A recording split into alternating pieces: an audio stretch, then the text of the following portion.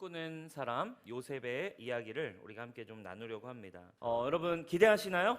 네, 오늘 또 이 시리즈의 전반적인 큰 그림을 그려주는 좀 주제적인 이야기들을 좀 나누고 우리가 다음 주부터 이제 구체적으로 창세기 말씀을 통해 요셉의 이야기를 우리가 좀 배워보는 시간을 갖도록 하겠습니다.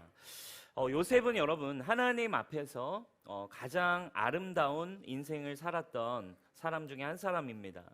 하나님 앞에 정말 멋지게 쓰임받았던 청년이기도 하죠. 그래서 교회 안에서 자라나는, 교회 안에서 성장하는 청소년 그리고 청년들의 가장 인기 있는 롤 모델 중 한 사람이 어쩌면 바로 요셉입니다. 꿈의 사람으로 대변되어지는 그의 인생인데, 근데 어쩌면 조금은 어떻게 보면 거품도 조금 있는 것 같다라는 생각이 들어요. 왜냐하면 30세에 지금으로 따지면 세계 초강대국인 애굽의 국무총리. 야, 여러분 멋지잖아요, 그죠? 30세의 국무총리. 와, 예? 얼마나 여러분 멋진 인생입니까? 그래서 많은 사람들이 야, 진짜 30세에 국무총리가 되는 그런 멋진 크리스천 막 이런 걸 얘기하면서 꿈꾸고 그의 인생처럼 되기를 바랍니다. 그러나 여러분 사실 그 요셉의 인생이 사실은 얼마나 많은 고난과 얼마나 많은 아픔이 있었는지를 자세히 알게 되면 사실은 요셉처럼 살게 해주세요 라고 말하는 게 쉽게 입이 떨어지지는 않는 거죠. 너무나 참혹하고 고통을 많이 겪었어요. 그의 인생 놀라운 인생이었지만 정말 너무 많은 고난과 우여곡절이 있습니다. 그럼에도 여러분 우리는 오늘 이 시즌 청년 요셉의 삶과 믿음을 배워야 합니다. 왜냐하면 시간이 지날수록 요셉의 인생이 어쩌면 진짜 시간이 지날수록 때가 점점 끝으로 가면 갈수록 요셉의 인생은 요즘 이 시대를 살아가고 있는 어떤 청년들이 처한 모습과 요셉의 삶이 너무나 닮아 있는 것 같아요. 지금 이런 시대에도 하나님은 요셉과 같은 꿈의 사람을 찾고 계십니다. 여러분 이 시즌 정말 주님 제가 요셉과 같은 정말 강력한 또 급진적인 또 믿음의 꿈꾸는 자가 되기를 주님 원합니다. 이렇게 여러분들이 믿음으로 이 시즌 결단하시고 또 한 주 한 주 요셉의 인생을 들어가시면서 여러분들의 삶 가운데 새로운 도전이, 새로운 꿈이, 하나님 주시는 새로운 감동들이 여러분 안에 일어나게 되기를 축복합니다. 여러분 요셉은 어떤 사람이었을까요? 그의 인생을 우리가 좀 크게 전반적으로 오늘 좀 볼 텐데 요셉의 인생 어떤 사람이었는가 크게 네 가지 정도로 좀 볼 수 있을 것 같아요. 요셉은 첫 번째로 꿈을 꾸는 사람이었어요. 꿈을 꾸는 사람 너무 잘 알고 계시죠? 요셉은 꿈을 꾸고 환상을 보고 꿈을 해석하는 그런 사람이었습니다. 꿈이 있는 사람, 그렇죠? 하나님이 주신 꿈을 꾸고 그 꿈을 가지고 살아가며 또 하나님 주신 환상을 볼 줄 알고 꿈을 해석도 했던 사람이었어요. 여러분, 꿈이 있는 사람은 힘들 수 있습니다. 그러나 꿈이 있는 사람은 포기하지 않습니다. 꿈이 있는 사람은 외롭지 않습니다. 꿈이 있는 사람에게는 미래와 소망이 있습니다. 어떤 것도 꿈을 가진 사람을 좌절시킬 수는 없기 때문이죠. 두 번째, 요셉은 의로운 사람이었고 정직하고 순결한 사람이었어요. 정직과 순결, 이것이 어쩌면 요셉을 대변하는 가장 대표적인 단어였어요. 하나님의 사람, 꿈꾸는 사람이라고 해서 그냥 멋진, 그냥 으쌰으쌰만 하는 사람이 아니었어요. 요셉은 정직하고 순결했어요. 정직과 순결이 어쩌면 요셉을 대표하는 그가 하나님 앞에 쓰임받을 수 있었던 가장 중요한 요인 중 하나였을 것입니다. 저와 여러분을 포함해서 오늘날 우리의 위기는 정직하지 않다는 것에 있습니다. 오늘날 우리에게 있는 위기는 정직하지 않은 것, 그리고 깨끗하지 않은 것이죠. 그리스도인이 예배를 안 드리고 그리스도인이 기도를 하지 않아서가 아니라 그리스도인의 문제는 정직하지 못함에 있습니다. 요셉의 가장 큰 그가 하나님께 사랑받을 수 있었던 특징 중 하나는 바로 정직함이었어요. 자, 세 번째, 요셉은 어떤 사람이었을까요? 요셉은 하나님의 섭리를 사는 믿음의 사람이었어요. 하나님의 꿈을 이뤄가는 과정은 쉽지 않아요. 하나님의 꿈을 이뤄가는 과정은 철저히 믿음이 필요한 삶입니다. 믿음이 없이는 꿈 앞에 놓여져 있는 고난, 꿈과 반대되는 말은 현실이죠. 그죠? 꿈과 반대되는 말은 언제나 현실이에요. 꿈 앞에 놓인 현실을 이겨낼 수 없습니다. 믿음이 없이는. 요셉은 수많은 고난을 하나님이 허락하신 시간으로 하나님의 섭리로 받아들일 줄 아는 믿음이 있었어요. 말도 안 되는 고난인데 그걸 그냥 요셉은 퉁퉁 쳐내면서 이것이 하나님의 섭리로 받아들일 수 있었던 그 고난을 믿음으로 재해석할 수 있는 힘이 요셉 안에 있었다는 거예요. 그래서 그는 하나님의 섭리대로 살아가는, 그리고 마침내 그의 인생 가운데 이 모든 것은 울면서 하나님이 계획하신 것입니다 라고 형제들을 용서하고 나아가는 믿음을 가졌죠. 네 번째, 마지막으로 요셉은 용서의 사람이었어요. 여러분, 우리가 하나님께 쓰임받는 데 있어서, 하나님이 우리를 축복하시는 데 있어서 가장 중요한 거 한 가지는 용서인 거 여러분 알고 계시나요? 용서는 그 사람을 위한 것이 아닙니다. 용서는 여러분을 위한 것이기 때문에 그래요. 요셉의 생애의 클라이막스는 용서입니다. 요셉이 모든 걸 다 이루었을 때 총리가 되고 애굽을 기근에서 구한 후에 요셉은 형들에게 용서를 베풀었습니다. 여러분, 하나님의 나라, 복음이라는 것은 언제나 용서의 패러다임이에요. 용서의 패러다임이 우리의 내면 안에 준비되지 않으면 여러분, 이 옳고 그름, 그리고 정의, 공의, 판단이라고 하는 이 마음이 여러분 우리 안에서 뒤죽박죽 살아가게 하고 결국 우리를 힘들게 합니다. 여러분, 용서, 하나님이 우리에게 주신 용서, 그리고 우리가 베풀 수 있는 용서, 그것이 결국 서로 사랑이겠죠. 여러분, 이 용서의 사람을 통해 하나님은 이 땅에 그 하나님의 사랑의 시스템을 만들기 원하세요. 이 땅을 사랑으로 바꾸기 위해 하나님이 선택하신 패러다임은 용서예요. 용서를 통해 이 땅을 하나님의 나라로 주님은 계획하신다는 거죠. 요셉은 용서의 사람이었어요. 우리가 간단하게 이렇게 네 가지 정도 요셉의 어떤 인생이었는지를 좀 봤어요. 여러분, 그의 삶은 쉽게 얘기하면 꿈으로 시작해서 꿈의 성취로 끝난 인생이라고 우리는 볼 수 있을 것입니다. 근데 여러분, 여기서 우리가 좀 앞으로도 다루겠지만 여기서 꿈으로 시작해서 꿈으로 끝났다라고 할 때 여기서 말하는 꿈은 세상에서 우리가 흔히 얘기하는 어떤 성취하고자 하는 큰 꿈, 그리고 어떤 내가 얻고자 하는 미래의 목표, 내가 좀 이루고 싶은, 주님이 나를 통해 좀 해주시기 원하는 어떤 큰 성공, 물론 이건 한 파트일 수 있습니다. 그러나 본질적으로 그 꿈이라고 하는 것은 그런 목표에 대한 이야기는 아닌 것 같아요. 사실 요셉이 가졌던 꿈이라고 하는 것은 여러분 이제 쭉 나오겠지만 11 해와 달과 11별이 자신을 위해 절하고 11 곡식단이 자기를 위해서 절을 하는 이런 꿈이었지만 어떤 직업이나 어떤 영역의 꿈이 아니었어요. 사실 요셉에게 꿈이라고 하는 것은 조금 더 근본적으로 얘기하자면 요셉에게 하나님이 주셨던 꿈이라는 것은 하나님을 만날 수 있는 하나님의 인격 그 자체였어요. 꿈은 어쩌면 요셉에게 그 꿈이라는 것은 하나님을 인지할 수 있는, 하나님을 만날 수 있었던 하나님과의 관계의 연결체가 되게 해주는 어떤 매개체였어요. 그러니까 요셉은 꿈을 가졌다라는 건 꿈을 통해 그 꿈 자신이 하나님이셨고 그 꿈을 통해 하나님과 관계를 맺을 수 있었던 거죠.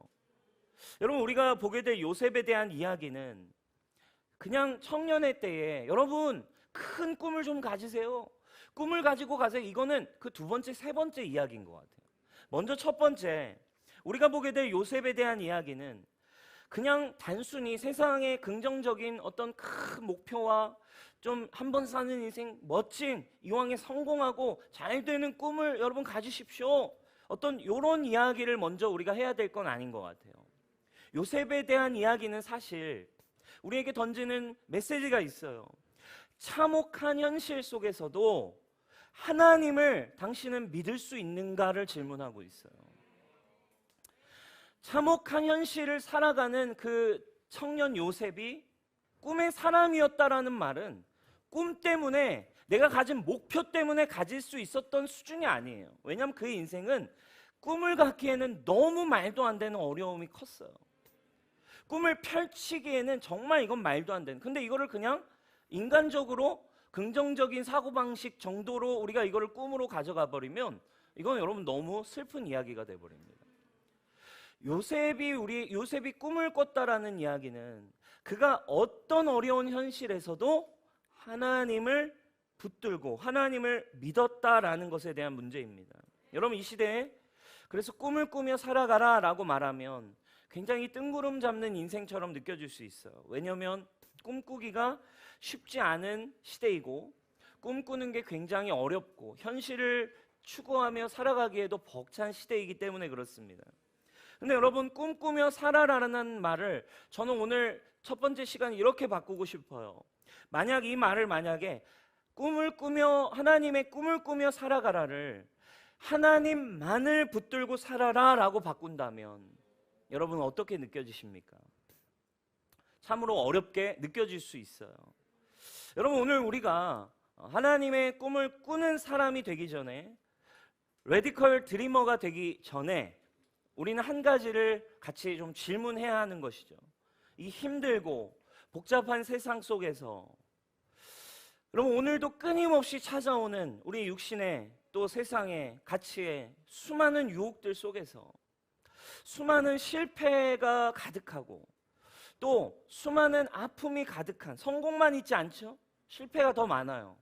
실패가 가득한 세상 속에서 이유를 모르는 상처가 가득한 이 세상 속에서 무기력한 세상 속에서 경쟁이 가득한 이 세상 속에서 내가 원하는 대로 이루어지지 않는 삶의 방향들 속에서도 나는 하나님 한 분만을 붙들 수 있는가 이걸 질문해야 된다는 거예요. 원하는 꿈이 있었지만 그것이 좌절됐을 때 원하는 목표들이 내 뜻대로 이루어지지 않을 때 알 수 없는 사람들에게 믿었던 사람들에게 상처를 받고 내가 풀었던 일들이 실패로 돌아가기 시작할 때 그때에도 나는 하나님 한 분만 붙들 수 있는가? 이게 사실은 요셉을 해석할 수 있는 첫 번째 꿈의 사람의 해석이라는 거죠. 꿈만 가졌다고 그게 된 게 아니었어요. 요셉은 그 꿈이라는 것은 하나님의 실체 자체였어요. 하나님의 인격이었어요. 왜? 요셉이 붙들 수 있는 건 뒤에 나오겠지만 꿈밖에 없었거든요. 성경도 없고 말씀도 없고 예배도 없고 혼자만 떨어진 그곳에서 하나님 주신 꿈 하나. 여러분 레디컬 드리머였던 요셉의 인생의 특징이 무엇이었을까요? 방금 얘기한 것처럼 요셉은 레디컬 드리머, 꿈꾸는 사람이었다는 게 그저 자신의 인생에 있는 어떤 좋은 꿈, 좋아 보이는 목표를 그냥 그거를 붙들고 살았다는 뜻이 아닙니다. 방금 얘기한 것처럼 그냥 그렇게 목표, 꿈을 가지고 성공의 꿈을 가지고 잘 될 거야의 꿈을 가지고 살아가기에는 그의 인생에 너무나 많은 고통이 있었기 때문에 그래요. 그의 인생은 끊임없는 아픔과 고통의 연속이었어요. 사람들의 미움, 가족으로부터 버림받음, 그리고 인신매매, 그리고 노예, 강간미수의 누명, 그래서 그걸로 인해 형사처벌로 인한 감옥살이, 그리고 또 그 안에서 도움을 주고 신뢰를 줬던 사람에게 또다시 배신. 이것이 요셉의 인생이거든요. 가족들한테 버림받고 사람들에게 미움받고 인신매매를 당해서 노예로 팔려가고 노예에서 열심히 사는가 했더니 자기의 주인에게 강간미수의 혐의로 누명을 쓰고 감옥행, 언제 풀려날지 모르는 무기징역 감옥행. 그리고 자신의 억울함을 풀어주기로 약속했던 사람에게서 또 배신. 여러분 그는 정직하게 살아가려 했어요. 주님을 믿으며 신실하게 순결하게 살려고 노력했습니다. 근데 세상이 그를 가만두지 않았어요. 주님을 신실하게 따르며 가고 싶었지만 쉽지 않았다는 거죠. 여러분 그래서 성경의 말씀 참 특별해요. 그냥 허무맹랑한 그냥 교리적인 이야기를 우리에게 다루지 않아요. 그냥 교리적이고 그냥 이야기를 여러분 이런 걸 믿으세요라고 이야기하지 않습니다. 성경의 삶은 똑같아요. 한 사람의 인생, 요셉이라고 하는 한 사람의 인생을 적나라하게 그냥 비추면서 오늘 우리와 똑같이 겪을 수 있는 이 삶의 문제들을 성경은 우리에게 직면하게 하세요. 요셉의 삶의 한순간 한순간은 바로 저와 여러분들에게 적용될 수 있는 현실이기 때문에 그렇습니다. 미움받을 때, 그죠? 미움받을 때 여러분 꿈꿀 수 있는가? 가족들에게 받은 상처, 오늘 우리 간증한 자매도 나눠줬지만 가족들에게 받고 또 가족들에 의해 가족의 상황, 여러 가지 힘든 상황들이 있을 때, 또 깨어진 가정 가운데 있을 때 꿈꿀 수 있는가? 꿈꾸기 쉽지 않습니다. 억울한 누명을 여러분 받았다고 생각해 보세요. 그래서 억울한 누명 때문에 무기징역, 무기징역으로 여러분 감옥에 언제 풀려날지 모르는 감옥행을 갔을 때에 꿈꿀 수 있나요, 여러분? 목표를 가질 수가 있나요? 여러분, 사실은 이 요셉의 한 인생을 통해 하나님은 우리의 삶의 실제를 조명하기를 원하시는 거죠. 여러분, 어떤 지금 현실에 닥쳐 계십니까? 여러분, 어떤 참혹한, 어떤 힘든, 어떤 상처, 어떤 고난, 어떤 여러분들의 두려움을 가지고 살아가고 있습니까? 요셉에게는 다 있었던 것 같아요. 여러분, 그것이 어떤 것이든 여러분 삶에 적용하시고 그 영역에서 여러분 요셉과 같이 여러분 하나님을 붙드실 수 있기를, 꿈꿀 수 있는 사람이 되기를 주님의 이름으로 축복합니다. 그의 인생에 여러분 또 한 가지의 특징이 있다면 바로 두 번째, 그의 인생에는 하나님이 나타나시지 않았어요. 굉장히 중요한 특징입니다. 여러분, 성경 창세기를 읽어보면 아브라함에게 하나님이 직접 나타나세요. 꿈에 나타나시고 잠잘 때도 나타나시고 그 꿈을 꿀 때, 그리고 하나님과의 만남 가운데 하나님의 사자가 나오든지 하나님의 음성이 들려오든지 하나님이 나타나세요. 이삭에게도 야곱에게도 하나님은 직접 나타나셨어요. 그런데 여러분, 직접 나타나셔서 말씀도 주시고 분명한 약속도 주시고 분명한 어떤 막 사인들도 주시지만, 근데 요셉의 삶에, 요셉의 꿈을 보면 요셉에게는 사실 하나님이 직접 나타나시지가 않아요. 그냥 상징적인 꿈만 나타나고 그냥 어떤 상황들, 그냥 그 계시적인 어떤 그림들로만 하나님의 꿈을 봤지, 그의 꿈에 하나님이 말씀을 주시던지 나타나셔서 아브라함아 하시듯이 대화하시듯이 이야기한 적이 한 번도 없다고요. 그의 할아버지에게 나타나신 하나님, 그의 아버지에게 나타나신 하나님, 근데 자신에겐 더 이상 하나님이 나타나지 않아요.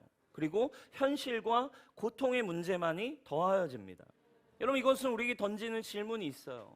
오늘날 여러분, 하나님이 나타나시지 않는 것 같은 시대, 우리의 할아버지 시대, 우리의 아버지의 시대, 한국 교회에는 어쩌면 한국 땅에는 하나님이 막 나타나신 것 같은 땅이었던 것 같아요.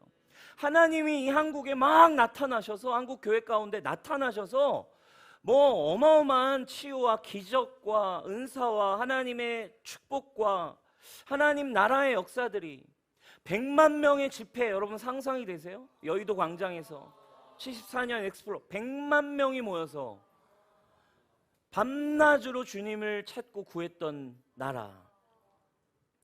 그게 우리의 아버지, 우리의 할아버지의 시대에 하나님이 이 땅에 나타나신 것 같았지만 더 이상 내 세대에는, 내 삶에는, 지금 나에게는 하나님이 역사하고 나타나시지 않는 것 같은 느낌. 요셉에게는 사실 하나님의 할아버지도 하나님이 나타났고 아버지도 하나님이 나타나셨는데 자신에겐 하나님이 직접 나타나시지 않습니다. 오늘날의 시대에게 주는 우리에게 동일한 메시지가 있는 것 같아요. 교회들은 문제가 더 많아 보이고 예수님을 믿는 것은 점점 소외되고 위축되는 느낌이 들고, 예수님 한 분만을 붙들어서 나의 인생이 정말 괜찮을까? 내가 세상에서 뭔가 이렇게 같이 살아남을 수 있을까? 하나님에 대한 실망, 하나님에 대한 회의는 커져갈 수 있는 시대입니다. 그런데 요셉의 특징 세 번째는 무엇인 줄 아세요? 그럼에도 요셉은 하나님이 계시다라고 그의 인생은 말하고 있다라는 거예요. 하나님이 나타나시지 않았음에도 요셉은 하나님이 계시다라고 계속 얘기하고 있어요. 성경도 없고 교회도 없고 예배도 없고 고난뿐이고 하나님은 나타나시지 않는 것 같지만 그에게 붙들었던 한 가지가 있었어요. 그는 뭐였어요? 그 꿈을 주신 하나님, 그거 하나를, 하나님 그분 하나를 붙들었어요. 그에게 꿈은 하나님의 말씀 자체였고 그에게 꿈은 하나님 자신이었어요. 요셉이 가진 것은 꿈 하나밖에 없었습니다. 오늘날 여러분 아무것도 없는 것 같이 느껴질 수 있습니다. 하나님을 믿고 사는 게 쉽지 않을 수 있습니다. 아까 얘기한 대로 고난과 현실이 우리의 눈앞을 계속 가로막습니다. 교회, 예수 그리스도, 신앙 가지고 살아가는 것 세상에서 녹록지 않아 보입니다. 우리 조상의 하나님, 한국교회의 부흥은 이제 옛날 이야기 같고 우리 조상들의, 우리 할아버지 때, 아버지 때에 그냥 그때는 그 시대에 있었던 어떤 일인가 그렇게 느껴질 수 있습니다. 그러나 오늘 요셉의 삶이 저와 여러분들에게 던지는 도전과 희망이 있습니다.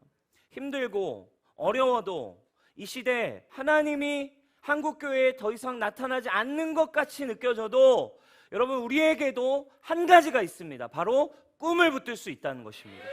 우리에게 꿈 하나가 있습니다. 우리에게 주어진 꿈이 있습니다. 바로 예수 그리스도이십니다.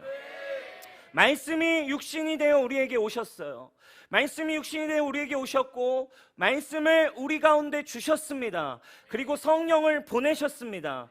그리고 성령이 오시면 남종과 여종이 꿈을 꾸게 되고 주님의 뜻을 따라 하나님의 나라를 따라가게 되는 성령을 부어주심으로 다시 이제 우리는 이 땅에 보내신 예수 그리스도를 붙들므로 말미암아 다시 꿈꾸는 인생을 살 수 있게 하신다는 거예요. 그래서 우리는 어떤 상황에도 하나님이 계시다 이야기할 수 있고 하나님이 살아계신다고 말할 수 있으며 하나님이 나의 인생을 이끄신다고 말하고 하나님의 뜻이 이 땅에 이루어질 것이다 이렇게 외칠 수 있는 레디컬 드리머를 주님은 찾고 계세요. 여러분 결국 그 꿈 하나를 붙들었어요. 하나님이 나타나시지도 않았지만 그 꿈 자체가 요셉에게는 말씀이 되었고 하나님의 인격이 되었고 하나님과의 관계가 되어서 하나님을 믿으며 걸어갔던 요셉. 결국 그 꿈은 불씨가 되어서 요셉은 아브라함에게 주셨던, 야곱에게 나타나서 주셨던 그 약속의 성취를 직접적으로 열어내는 하나님 나라의 통로가 되었습니다.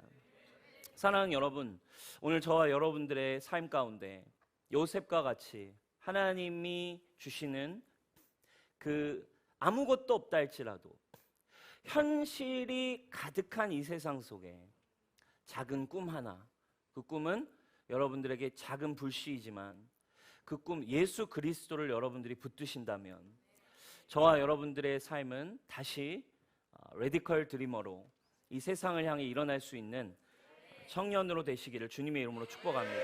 오늘 말씀 이제 마무리하고 싶어요. 오늘 첫 시간이라 우리가 좀 짧게 같이 나누고 우리가 한 이야기를 좀 듣고 싶어요. 1904년에 웨일즈에 일어났던 부흥이 있어요. 웨일즈에 일어났던 부흥이 있는데 이 웨일즈에 일어났던 이반 로버츠의 이야기를 우리가 좀 나누고 싶습니다. 사진 한번 띄워주시죠. 1904년에 웨일즈에 일어났던 한 부흥이 있어요. 오늘 이 얘기를 요셉의 이야기와 우리가 좀 나누며 오늘 저와 여러분들의 삶의 도전을 가지고 마무리하고 싶은데 이 대부흥, 웨일즈의 어마어마한 부흥이 1904년 우리나라 평양에 일어났던 대부흥운동, 우리나라의 그 할아버지 시대에 중조할아버지 시대에 일어났던 대부흥 한국에 임했거든요. 그게 1907년인데 1904년에 그와 한국에서 일어났던 조선 땅에 일어났던 부흥처럼 1904년에도 웨일즈의 부흥이 일어났어요. 근데 이 웨일즈의 대부흥 운동의 시작은 요셉과 같은 한 청년에 의해서 시작됐어요. 그게 바로 이 사진에 있는 이반 로버츠라고 하는 청년입니다. 여러분 이반 로버츠의 이야기는 오늘날에도 지금 이 한국 교회에도 지금 이 현실 속에서도 하나님은 요셉과 같은 꿈의 사람 한 사람을 일으킴을 오늘 우리는 볼 수 있게 되는 거죠. 1904년에 부흥운동을 일으켰는데 여러분 이 웨일즈의 배경을 좀 제가 얘기해 드릴게요. 1740년대 18세기에 복음주의 부흥운동이 일어나요. 영국과 미국 같이 동시에 18세기에 부흥운동이 일어나면서 뭐 조지 휘필드라든지 웨슬리라든지 다니엘 로렌스라든지 이 칼빈주의 그리고 감리교도 이런 부흥운동가들의 활동으로 18세기 1740년대에 웨일즈 땅에도 영국이니까요 영적 각성운동이 일어났어요. 그리고서 1740년대부터 부흥이 쭉 되다가 한 100년 정도가 지났어요. 100년 정도가 지나서 웨일즈 땅에 1850년대부터는 부흥의 열기가 시들기 시작합니다. 그래서 1904년 이제 부흥운동이 다시 일어나기 전 한 40-50년 동안 웨일즈의 영적 상황은 부흥이 일어났지만 완전히 부흥이 사라진 것 같은 영적인 흑암기가 한 40-50년 동안 찾아와요. 그래서 왜 그 1850년대 19세기 중반이잖아요. 이때 영국에 어떤 일들이 일어났나요, 여러분? 과학과 이성의 발달이 이제 엄청나게 시작됐잖아요. 그래서 교회 안에도 이 과학과 이성의 발달의 기준들에 대한 신앙과 신학이 들어오기 시작합니다. 그래서 자유주의 신학, 또 다윈의 진화론, 하나님의 말씀을 정면으로 반박하는 거 아닙니까? 그죠? 창조의 하나님을 정면으로 그거 허무맹랑한 신화적인 거 아니냐? 다윈의 진화론이 빵 들어오고, 그리고 성경을 이렇게 문학적으로 비평해가지고 역사적으로 쪼개가지고 보는 고등비평, 그리고 심리학의 출현은 이 웨일즈 지방의 신학교 그리고 교회 그리고 모든 사역자 그리고 성도들에게도 깊이 들어오기 시작한 거예요. 그래서 그 시대에 어떤 일들이 막 일어나냐면 교회가 점점 세상의 가치가 쉽게 말하면 들어오는 거예요. 그래서 교회 지방의 막 교회들 주일학교에 가보면 은근히 선생님들이나 사역자들이 이런 얘기를 하는 거예요. 성경의 영감, 하나님의 영감에 의해 쓰여진 이 성경 말씀은 하나님의 말씀이다. 이 성경에는 성경 무호설, 성경에는 잘못된 게 없고 하나님이 우리에게 주신 사랑과 진리의 말씀이다. 이걸 믿는 게 사실 기독교 신앙의 본질이잖아요. 근데 웨일즈 안에 성경의 영감과 성경의 무호설이 야 이것도 그냥 하나의 책이야, 그냥 일단 읽어봐, 이런 식으로 이야기하기 시작했고, 그래서 예수 그리스도의 신성, 예수 그리스도가 이루신 속죄, 성령의 인격 이런 것들을 부정하고 부인하기 시작했어요.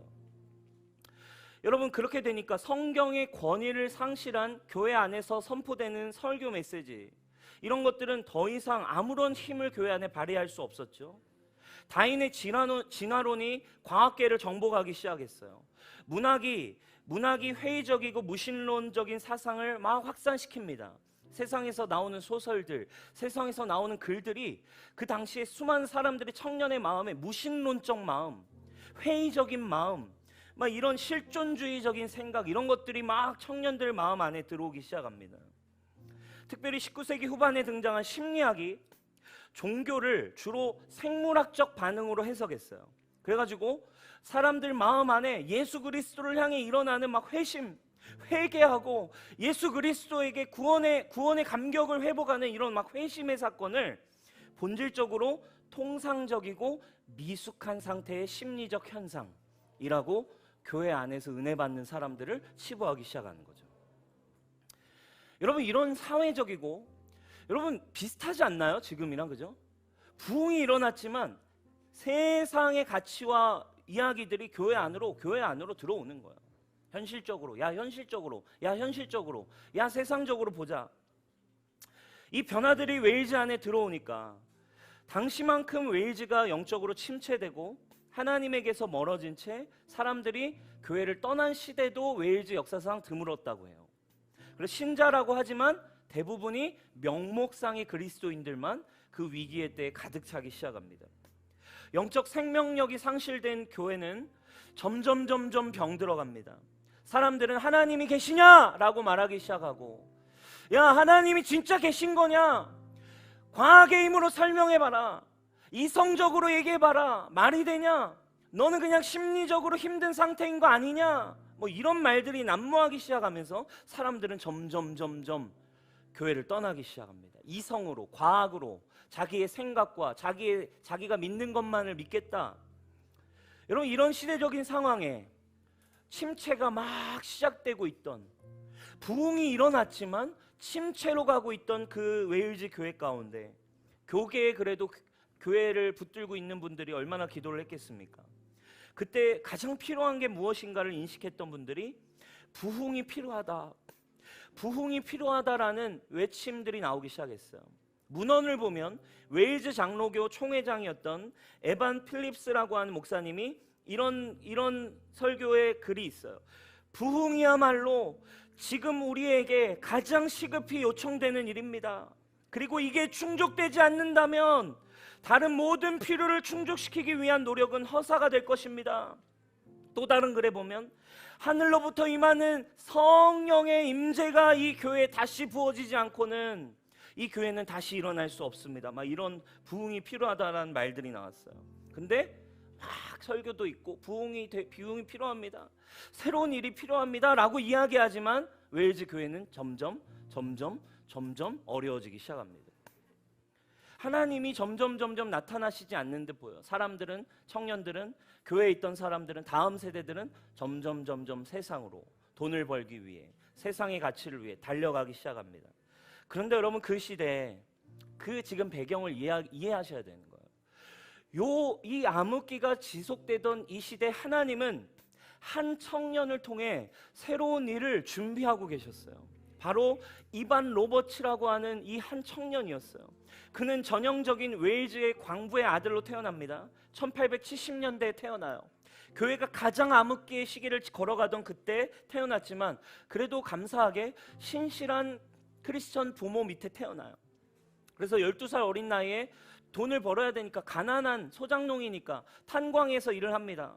근데 탄광에서 일할 때 12살 어린 나이에도 탄광에서 쉬는 시간에 성경책을 읽고, 저녁에 집에 돌아와 피곤한 가운데도 몇 시간씩 성경을 읽고, 때로는 식사하는 것도 있고 기도에 전념하고, 지하 탄광에서 일을 하면서 휴식 시간에는 동료들이 담배를 피든지 뭘 먹든지 하는 동안에 그는 조용히 하나님이 주신 말씀들을 읽었대요.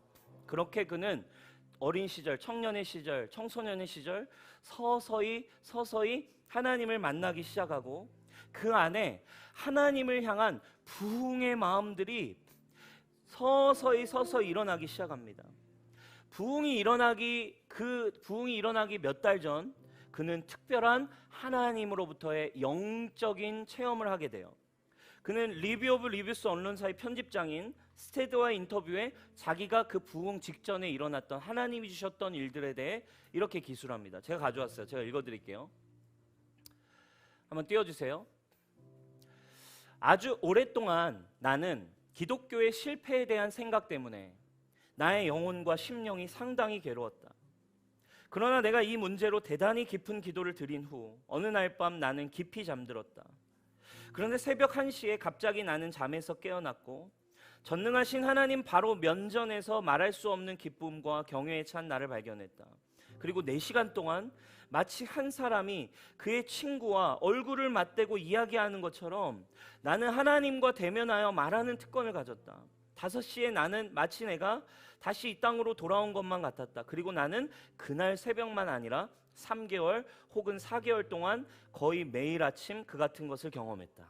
그리고 그것은 나의 본성을 바꾼 듯 했고, 나는 다른 빛 속에서 사물들을 보았으며, 그리고 나는 하나님이 이 나라 웨일즈, 그리고 더 나아가 이 나라뿐만 아니라 전 세계 모든 나라에 역사하실 것이라는 사실을 알았다. 한 청년의 침실에서 이루어진 일이었어. 하나님께서 웨일즈에 부흥을 내가 보낼 것이다. 그리고 또 어떤 환상을 봤나요? 어떤 꿈을 꿨냐면 10만 명의 불신자들이 주님께로 돌아오는 꿈을 주님이 보여주십니다. 그리스도께 돌아올 것을 보여주셨어요.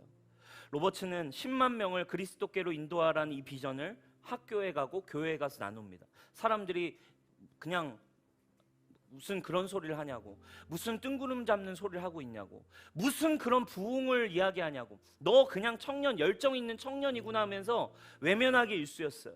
그런데 한 교회에서 설교를 시작합니다. 한 교회에서 설교를 시작함과 동시에 하나님의 임재가 그 청년이 가진, 한 청년이 가진 꿈, 한 청년이 붙들었던 예수 그리스도, 한 청년의 삶에 임하셨던 예수 그리스도를 붙든 한 사람의 말에 의해 그가 설교의 자리 기회를 얻게 된 그때부터 하나님의 역사가 막 시작되기 시작했어요.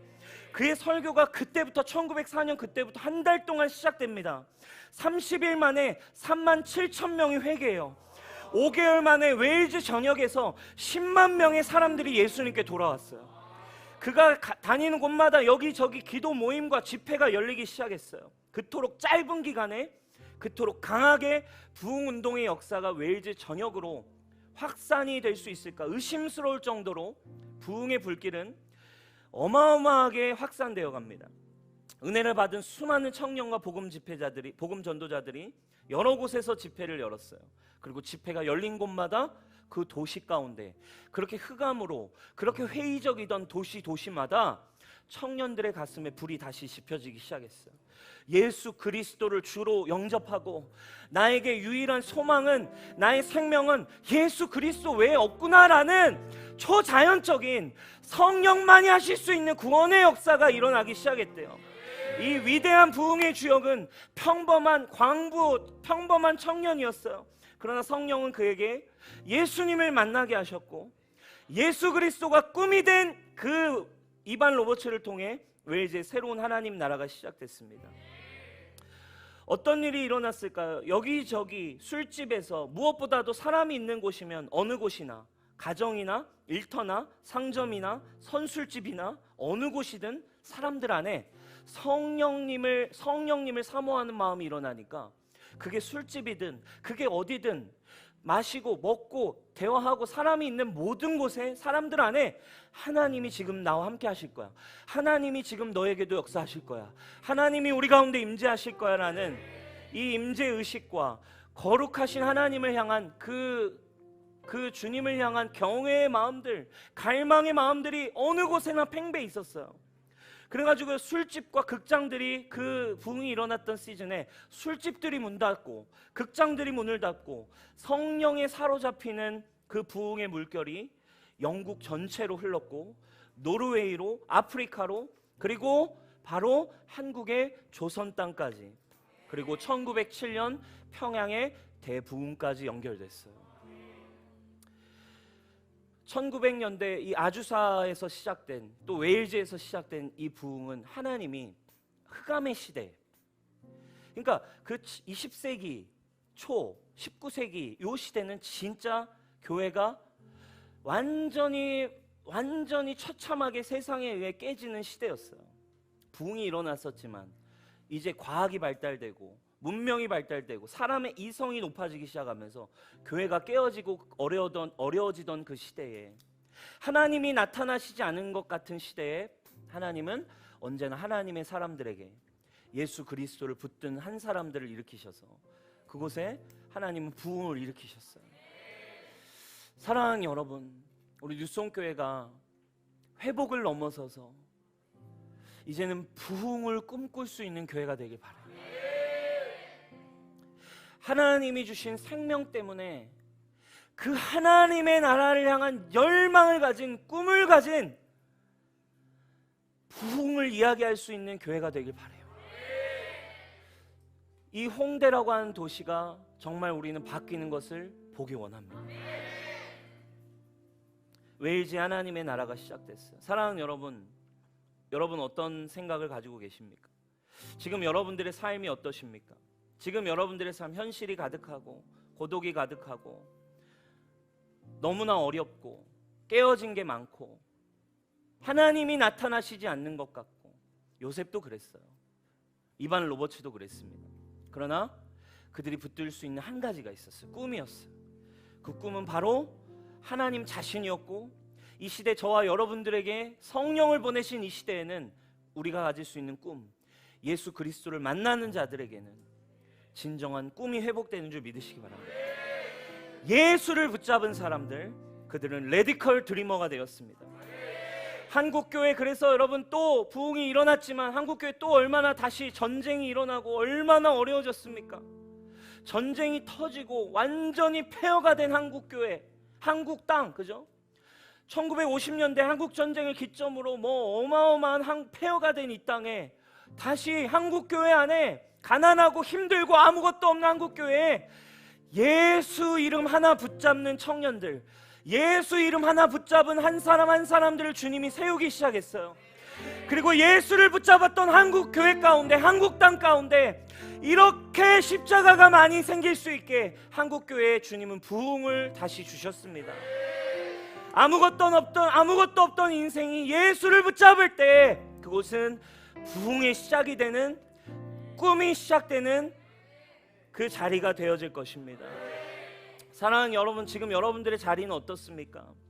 수많은 요셉들, 이 세상의 역사 속에 수많은 요셉들이 참혹한 현실 가운데 예수 그리스도 하나를 붙들었을 때 그곳은 시간이 지나 하나님의 나라가 되었습니다. 사랑하는 여러분, 여러분의 가정에 여러분이 요셉이 되시기 바랍니다. 우리 주연이의 가정에 요셉이 되기를. 네. 여러분들의 셀에 여러분이 예수를 붙들은 요셉이 되시기를. 아무도 없는 이제 세상으로 완전히 넘어간 듯한 캠퍼스에 여러분 한 사람이 요셉이 될 수 있기를. 아무도 없는 것 같은 술집이 가득하고 세상이 가득한, 하나님이 어딨냐라고 말하는 듯한 이 홍대에 뉴송교회가 요셉과 같은 교회가 되기를. 아멘. 꿈을 잃어버렸고 열정을 잃어버렸고 정직함을 잃어버렸고 순결함을 잃어버렸고 괜찮습니다. 다시 여러분 이 시즌 예수 그리스도 붙들고 일어나십시오. 예수님을 만나는 은혜가 이 교회, 기도회에 어느 곳에서든 일어나기를 축복합니다. 우리 자리에 일어나서 함께 찬양합시다.